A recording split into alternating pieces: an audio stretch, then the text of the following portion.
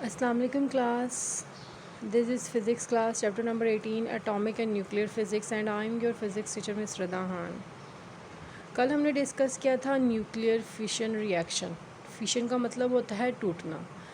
Fission reaction में हम जब न्यूट्रॉन को बम्बार्ड करवाते हैं किसी हैवी न्यूक्लियस के ऊपर, लेट्स सपोज वो हमारे पास यूरेनियम 235 है. यूरेनियम 235 ऑलरेडी एक नेचुरल रेडियो एक्टिव एलिमेंट है, ठीक है, जो अपने अंदर से रेडिएशंस को इमिट आउट करता रहता है. रेडिएशंस हमारे पास कितनी किस्म की होती हैं? 3 किस्म की होती हैं, जिसमें हमारे पास आ जाते हैं अल्फ़ा पार्टिकल्स, बीटा पार्टिकल्स और गैमा रेज, ठीक है.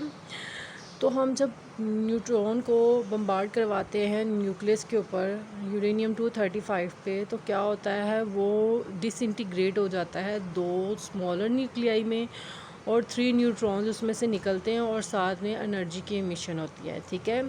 ये प्रोसेस हमने कल डिस्कस किया था, जिसमें एक हैवी अनस्टेबल न्यूक्लियस टूटता है. टूटने के बाद वो क्या करता है, 2 पार्टिकल्स में चेंज हो जाता है, जिसे हम कहते हैं फिशन फ्रेगमेंट्स, और 3 न्यूट्रॉन्स बनते हैं, ठीक है.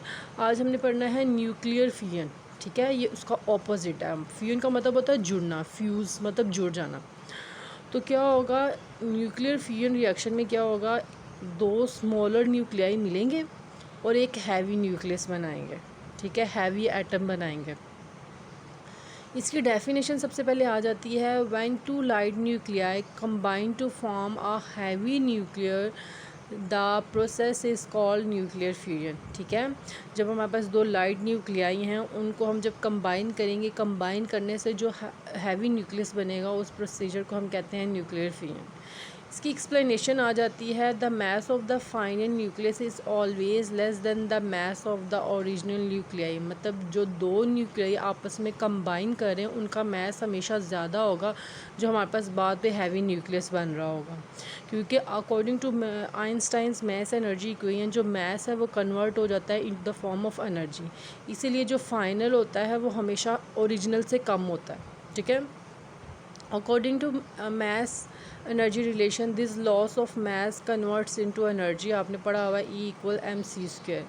If an atom of deuterium is fused with an atom of tritium, then a helium nucleus और अल्फ़ा पार्टिकल इज़ फॉर्म. जैसे आपको इक्वेशन नज़र आ रही है, इक्वेशन करनी, एक्सप्लेनेशन स्टार्ट हो गई. मैंने हेडिंग दे दी एक्सप्लेनेशन की.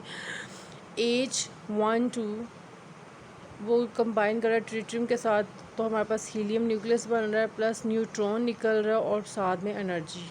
उस रिएक्शन में, फिशन रिएक्शन में क्या हुआ था, न्यूट्रॉन को हैवी न्यूक्लियस पे बम्बार्ड करवाया था. उसके बाद 2 लाइट न्यूक्लियाई बने थे, 3 न्यूट्रॉन्स और साथ में एनर्जी, ठीक है. इसका ऑपोजिट इधर हो रहा है, ठीक है. इसकी जो डायग्राम है, pictorial fusion reaction is shown in figure, ये भी आपने करनी है. इसकी डायग्राम में देखें, ड्यूट्रियम और ट्रिटियम मिल रहे हैं, वो फ्यूज़ हो रहे हैं आपस में. फ्यूज़ होने के बाद हीलियम बन रहा है और एक न्यूट्रॉन क्या कर रहा है, इमिट आउट हो रहा है, साथ में एनर्जी निकल रही है, ठीक है.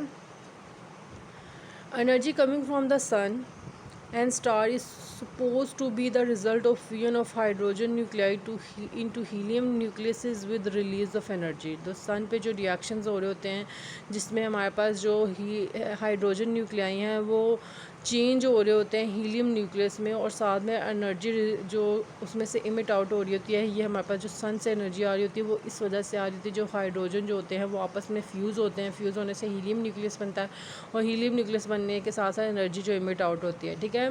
The temperature at the centre of the sun is nearly 20 million Kelvin, which makes the fusion favourable, ठीक है. According to this reaction, 4 hydrogen nuclei fuse together to form a helium nucleus along with 25.7 mega electron volt of energy. Fission reaction में 200 mega electron volt energy निकलती है, और इसमें 25.7 mega electron of energy क्या होती है, रिलीज़ होती है, ठीक है.